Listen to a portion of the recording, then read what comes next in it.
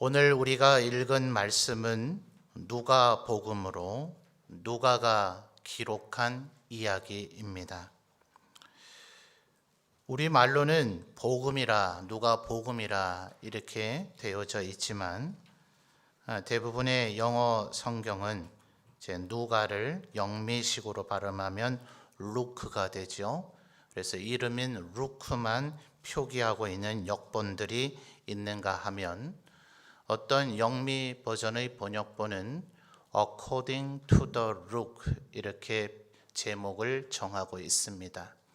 우리말로 굳이 번역한다면 누가에 의하면 이제 이런 의미가 되겠죠. 그러니까 마태, 마가, 누가, 요한 복음이 마태가 설명해 주기를 예수님은 이런 분이란다, 이런 개념이에요. 그러니까 복음서의 주인공은 누굽니까? 예수님이죠. 예수님이 누구신가? 또 예수님에 대해서 알려주기 위한 목적이 복음서입니다. 예수님이 어떤 분이신지, 그분은 우리를 대신해서 십자가를 지셔서 우리의 모든 죄를 감당하시고 우리를 죄와 죽음 가운데서 대속하시고 속죄하셔서 우리에게 영생과 구원과 새 생명을 주신 분이시다. 그러니 그것이 우리에게 얼마나 복이 되는 소식이 되겠습니까? 그래서 우리 한글 성경으로 번역을 할 때는 저자의 이름만 붙인 것이 아니라 그 뒤에 복음, 복된 소식이다, 구원의 소식이다. 그래서 어떤 영어 번역본에는 이 복음을 굿 뉴스다, 말 그대로 좋은 소식이라는 거죠. 그렇게 번역을 하고 있는 성경들도 있습니다. 그러니 이런 모든 사실들을 볼 때 복음서의 주인공은 단연코 예수님이어야 되죠. 예수님의 이야기를 적어 놓아야 되고 예수님에 대해서 우리에게 알려주는 것입니다. 그런데 오늘 우리가 읽은 누가복음 19장의 우리가 비록 시간 관계상 죄송합니다. 코로나는 아니에요. 5절에서 9절까지를 우리가 시간 관계상 읽었습니다만 단락은 1절에서부터 10절까지예요. 이 단락도 여전히 예수님께서 주인공이다 이렇게 말할 수도 있겠지만 보기에 따라서는 삭개오가 주인공인 것처럼 보인다 말입니다. 왜 이 이야기를 기록했을까? 여러분 너무나 잘 아시겠지만 2절을 보면 심지어 삭개오가 어떤 사람인가를 설명해 주는데 두 가지 특징적인 단어가 하나는 세리장이요, 하나는 부자라고 기록이 되어져 있습니다. 우리가 잘 알고 있는 대로 또 다른 복음서를 기록한 사도인 마태도 원래 세리였었죠. 그런데 정작 마태는 삭개오 얘기를 기록하고 있지 않아요. 삭개오의 이야기는 오직 이 누가복음 이 한 곳에만 나와 있습니다. 우리 인지상정으로 생각하면 같은 세리 출신이었던 마태가 예수님께서 나만 부르신 게 아니라 삭개오도 부르셨다, 이렇게 기록할 법하지 않습니까? 그 마태조차도 기록하지 않았고 또 우리가 19장을 지금 보고 있습니다만 앞에 18장 35절부터를 보면 마가복음에는 바디메오라고 이름까지 드러나 있는 맹인 거지가 길가에 앉아 있었죠. 그가 다윗의 자손 예수여 나를 불쌍히 여기소서 하고 고함을 질러댑니다. 사람들이 조용히 하라고 하는데도 불구하고 더 목소리를 높여서 예수님의 은혜를 간구하니 18장 41절을 보면 예수님께서 네게 무엇을 해주기를 원하느냐 하니 이 바디메오가 보기를 원합니다 하여 그 믿음대로 예수님께서 기적을 행하셔서 그의 눈을 보게 하여 주셨고 43절을 보면 보게 될 뿐만 아니라 하나님께 영광을 돌리며 예수님을 따르니, 그 다음이 중요해요. 이 바디메오가 눈을 뜨게 되고 하나님께 영광을 돌리고 예수님을 따르는 모습을 보고서 43절의 하반절은 백성이 다 이를 보고 하나님을 찬양하더라는 거예요. 와, 거지였고 맹인이었던 바디메오가 눈을 뜨고 구원을 받고 예수님을 따르게 됐다 하면서 그들 모두 다가 하나님 앞에 영광을 돌렸는데, 오늘 우리가 읽은 19장의 이 삭개오 얘기에 9절을 보니 분명히 예수님께서 말씀하시기를, 예수께서 이르시되 오늘 뭐가요? 구원이 이 집에 이르렀다. 그러니 삭개오가 구원 받았다는 겁니까? 못 받았다는 겁니까? 받았다는 거지요. 그런데 9절과 10절 그 어디에도 사람들이 그 일로 인해서 하나님을 찬양했다는 얘기는 없습니다. 단정 지을 수는 없지만 바디메오의 경우와 비교해 본다면 왠지 모를 조금 냉랭한 분위기인 듯이 볼 수도 있습니다. 그만큼 세리장이었던 삭개오는 사람들에게 인심이 없는, 인심을 잃어버린 죄악된 삶을 살았던 사람이라는 거죠. 오죽하면 꼭 그래서인가 단정 지을 수는 없겠으나 마태조차도 기록하지 않았을까. 그런데 왜 하필 누가는 이렇게 그닥 사람들에게 인기가 없고 관심의 대상이 되지 못했던 이 삭개오의 이야기를 기록했을까 하는 것입니다. 3, 4, 5절을 한번 좀 살펴보죠. 3절을 먼저 보시면 그가 예수께서 어떠한 사람인가 하여. 자, 여러분, 예수가 어떤 사람인가, 예수께서 어떠한 사람인가라는 궁금증을 가지려면 삭개오는 예수님에 대한 얘기를 전혀 모를까요? 아니면 조금 들은 것은 있을까요? 분명히 지금 3절을 보니 그가 예수께서 어떠한 사람인가 하여 그 다음 뭘 원했죠?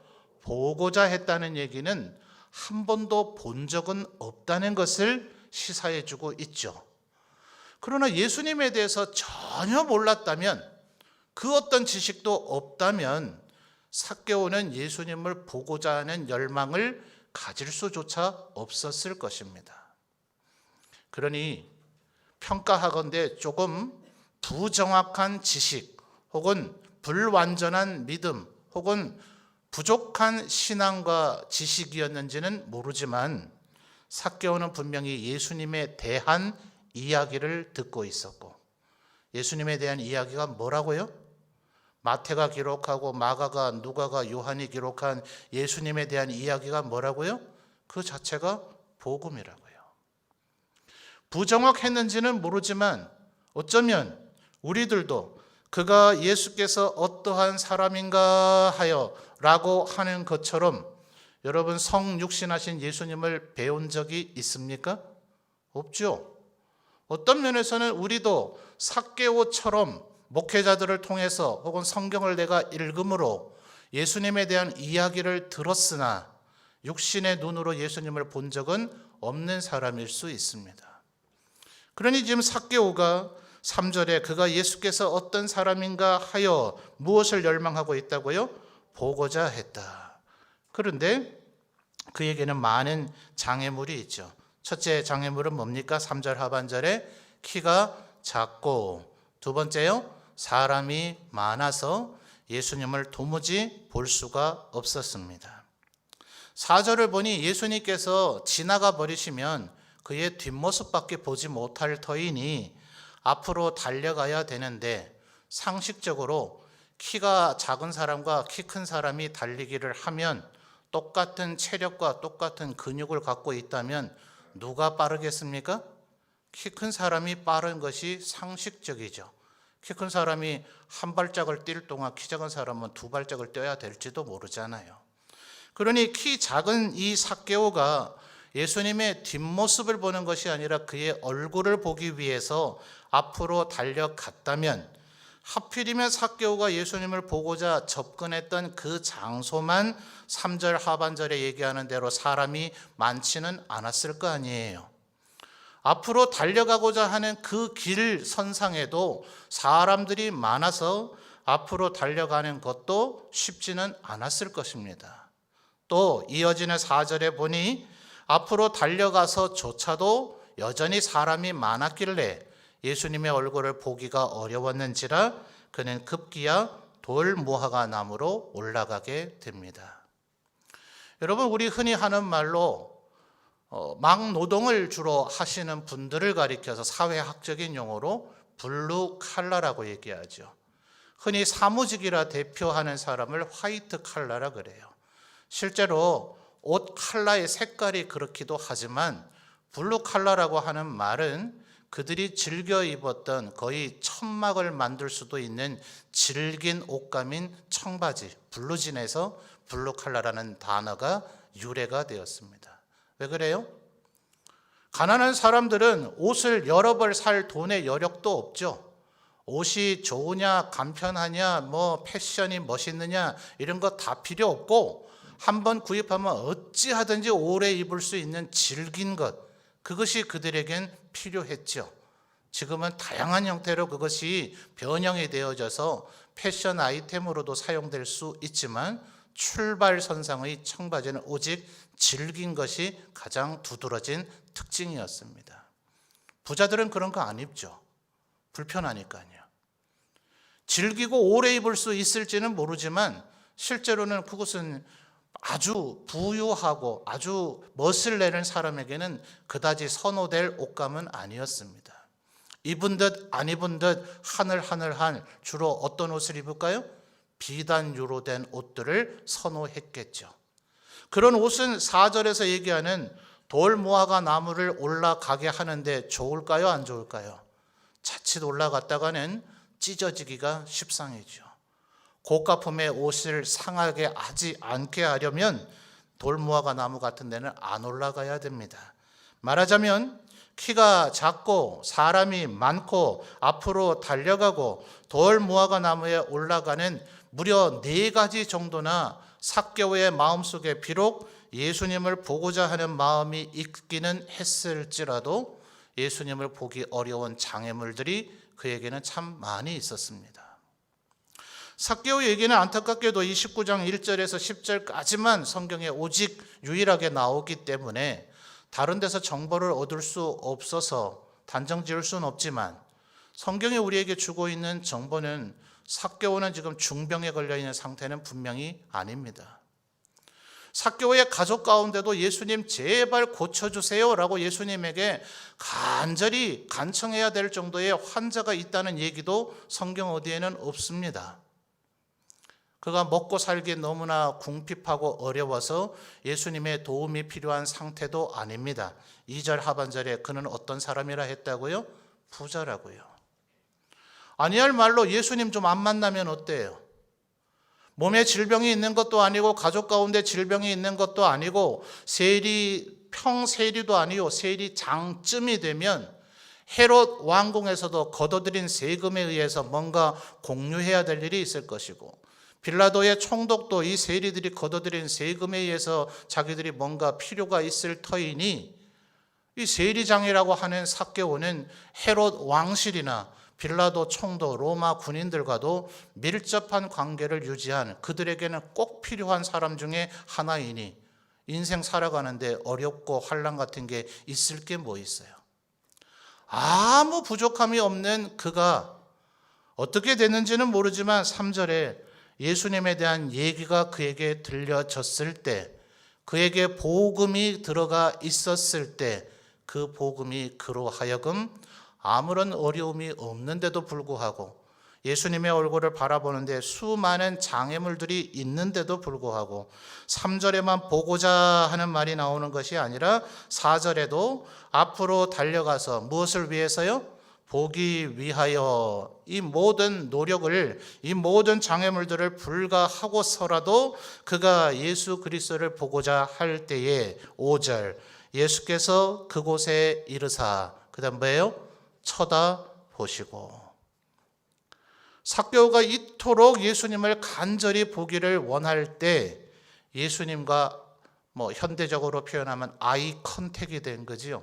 서로의 시선이 교차하고 서로를 바라보고 서로를 직시하게 되었더라.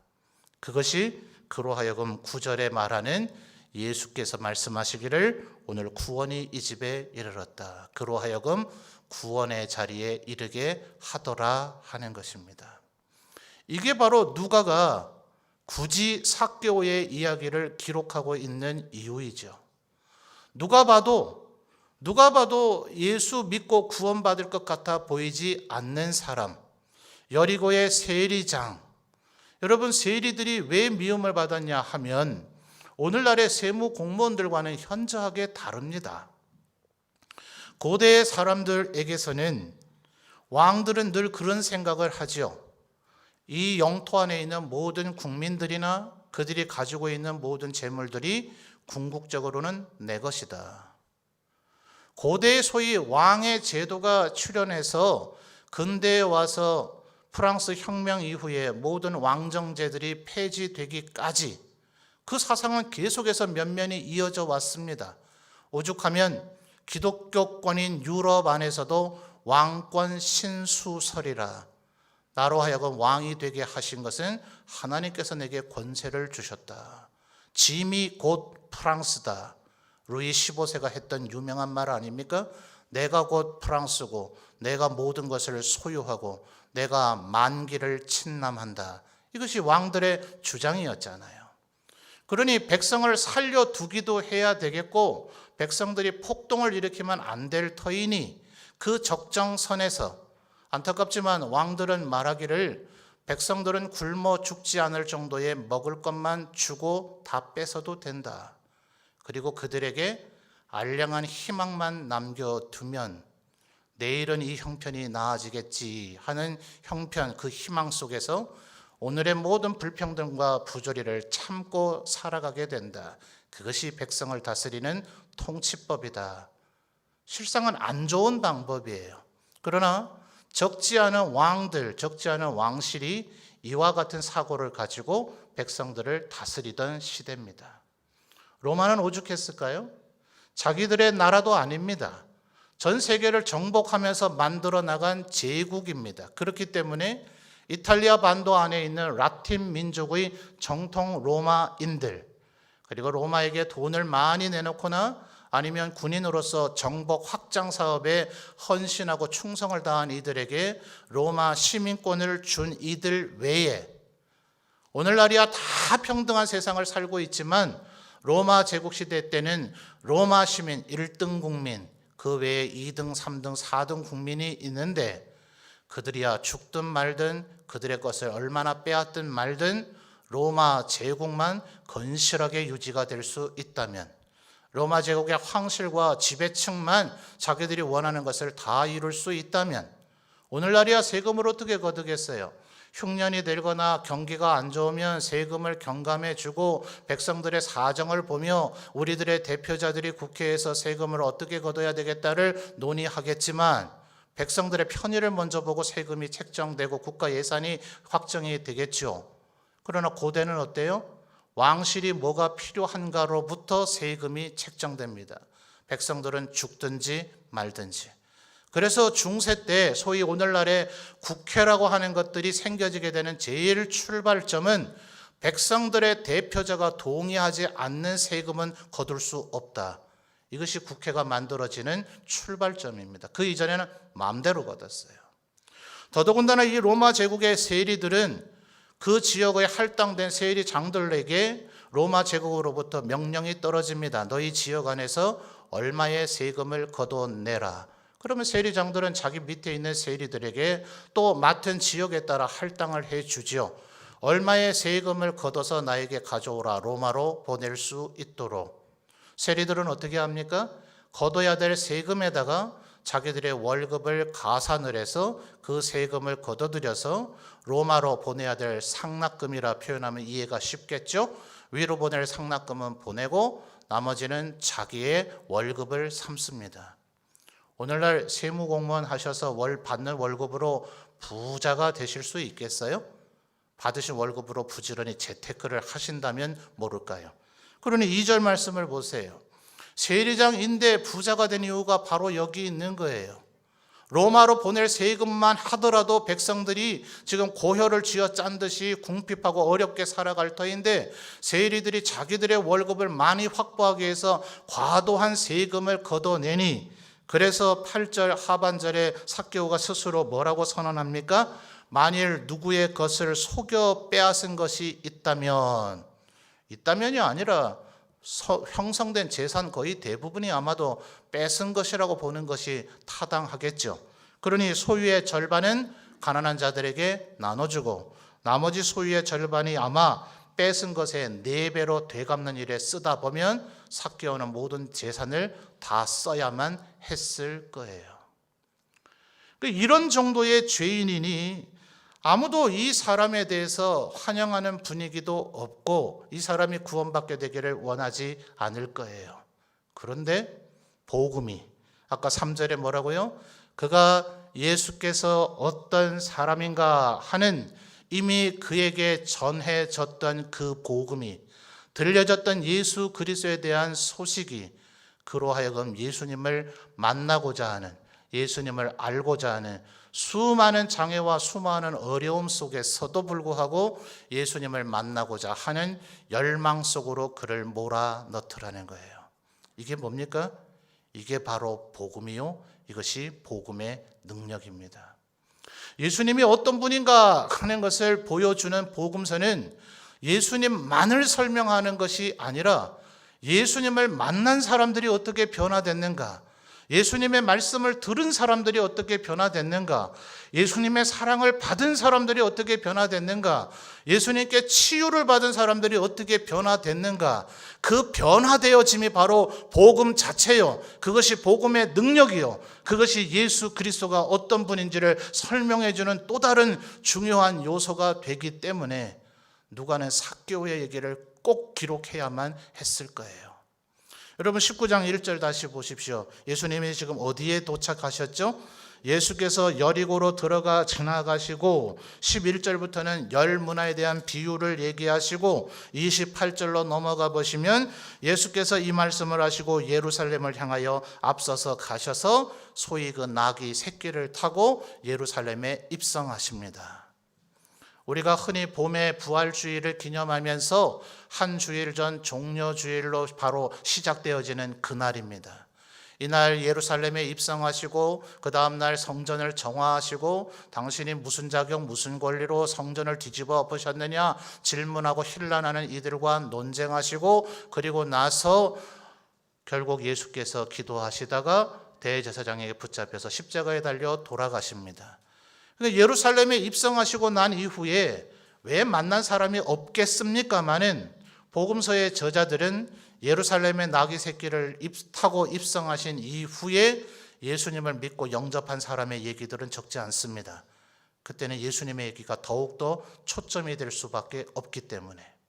그러므로 기록에만 근거한다면 이 삭개오는 지금 막차를 탄 겁니다. 예수께서 예루살렘에 입성하시기 그 직전 마지막으로 그 누구도 이 사람이 구원받을 사람이라고 여겨지지 않을 때 9절에 뭐라고요? 예수께서 이르시되 오늘 구원이 이 집에 이르렀으니 왜요? 이 사람도 아브라함의 자손이기 때문에요. 예수님을 믿으면 세리도 구원받더라. 예수님을 믿으면 그 복음을 들으면 그 복음의 능력이 그 안에서 역사하면 키가 작고 사람도 많고 앞으로 달려가야 되고 나무 위에 올라가야 되는 온갖 어려움이 있더라도 그는 예수님을 보고자 하고 그 보고자 하는 열망과 그 믿음과 그 충성이 예수께서 그를 쳐다보시더라. 복음을 소유한 자가 예수를 만나고자 할 때 예수님은 그를 반드시 만나 주실 것이다. 특별히 누가는 어떤 사람입니까? 누가 복음만을 기록하는 것이 아니라 사도행전을 기록해서 전 세계의 사람들에게 예수를 믿을 것을 전파했던 사람이죠. 세리는 이스라엘 안에서만 미움을 당하던 사람이 아니죠. 이미 설명드렸다시피 이탈리아 반도의 정통 라틴 민족 로마 시민권을 가진 이들은 혹시 세리에 대해서 별 관련이 없겠죠. 예컨대 빌립보처럼 로마 제국의 젊음을 다 바쳐 군인으로 충성한 이들에겐 로마 시민의 권리를 주고, 빌립보도 또 다른 로마라 불려지며 빌립보에 살고 있는 로마 시민에겐 세금이 부과되지 않습니다. 그러니 로마인들에게는 세리는 가까운 친구이고 자기 로마인들을 더 부유하고 풍요롭게 살게 해줄 사람이지만, 그 외에 나머지 지역, 바울 사도가 태어났던 길리기아, 다소든, 브리스길라와 아굴라가 태어났던 본도든, 갈라디아든, 이고니온이든, 루스드라든, 7교회가 있는 소아시아든, 로마 제국의 전역에 있는 모든 사람들에게 세리는 가장 증오의 대상이요, 로마인들 못지않게 미움의 대상이란 말이에요. 근데 누가가 뭐라 얘기합니까? 복음이 그에게 들어가면 세리도 변화되고 세리도 구원받는다. 복음이 그에게 들려지면 그 복음을 소유한 세리 삭개오는, 세리장 삭개오는 그 어떤 어려움과 두려움과 환난과 장벽이 있어도 예수를 보기를 원했고 주께서 그를 쳐다보시더라. 여러분, 이것이 복음이요, 복음의 능력입니다.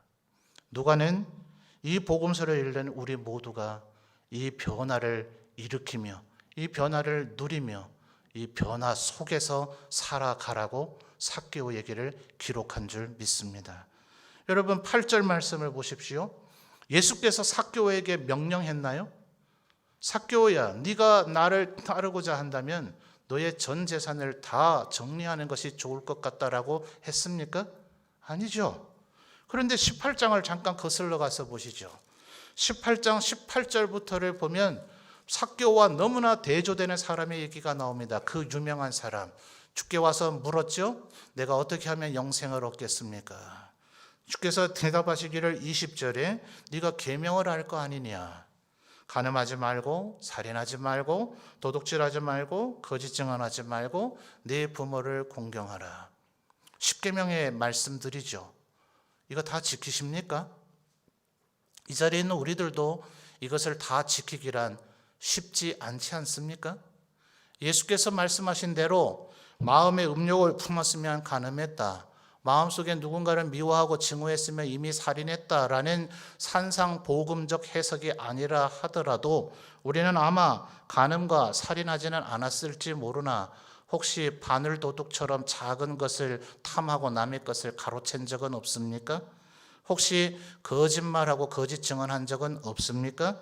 정말 내 부모를 떳떳하게 자랑스럽게 나는 효도했다, 최선을 다했다 말할 수 있도록 내 부모를 공경했습니까? 아마도 우리는 예수님께서 우리에게 네가 이것을 다 지키라 라고 얘기하시면 이 사람처럼 21절에 뭐라 대답해요? 이것은 내가 어려서부터 다 지켰습니다. 이렇게 대답할 수 있는 이가 우리 가운데도 흔하지는 않을 겁니다. 그런데 예수께서 22절에 이 사람에게 뭐라 얘기합니까? 네가 아직도 부족한, 한 가지 부족한 것이 있으니 네 재산을 다 팔아서 가난한 자들에게 나눠주라 하시니 23절에 뭐라 해요? 이 사람이 큰 부자이므로 이 말씀을 듣고 어떻게 했습니까? 심히 근심했더라. 그래서 예수님께서 이 사람 때문에 그 유명한 말씀을 24절, 25절에 이어서 하시지요. 재물이 많은 자가 하나님 나라에 들어가기가 얼마나 어려운지, 낙타가 등에 많은 짐을 싣고 큰 성문이 닫히고 나서 야간에 출입하도록 만들어져 있는 쪽문, 사람 하나 겨우 통과할, 그래서 별명이 바늘귀죠. 실제 바늘귀를 얘기하는 것이 아니라 성문의 야간 출입용 쪽문의 별명이 바늘귀인데, 낙타가 등치가 얼마나 큽니까? 거기에 등에 짐까지 실었으니 네 다리 무릎을 꿇고 거기를 기어서 등에 짐을 실은 채로 그 문을 통과하려고 하니 아마 죽기보다 못할 고통이요, 일부는 통과 못할 거예요. 그러니 지금 부자가, 재물이 많은 자가 하나님 나라를 들어가기가 얼마나 어려운가. 18장 26절 27절 이어서 보십시오. 그러니 제자들이 아주 경악합니다. 예수님, 그런즉 누가 구원을 얻을 수 있겠습니까? 그렇게 구원받는 것이 어렵다면 도대체 누가 구원받을 수 있습니까? 18장 27절 우리 다 같이 한 목소리로 읽어볼까요? 시작. 이르시되 무릇 사람이 할 수 없는 것을 하나님은 하실 수 있느니라. 그 증거가 삭개오 아닙니까? 누가는 그래서 지금 이것을 기록하고 있는 겁니다. 바로 이 부자였던 사람, 이 관리였던 사람, 율법에 대해서 잘 알고 율법을 지켰다 자랑하고 있는 이 사람과 너무나 대조되는 사람, 그 누구도 삭개오가 구원받는 걸 환영조차 하지 않았고 마태도 기록하고 싶어 하지조차도 않았고 누가 봐도 죄인 중에 괴수라고 보여졌던 이 사람이 복음을 듣고 예수님 앞에 나오기를 간절히 바라면 그의 인생 자체가 바뀌더라고요.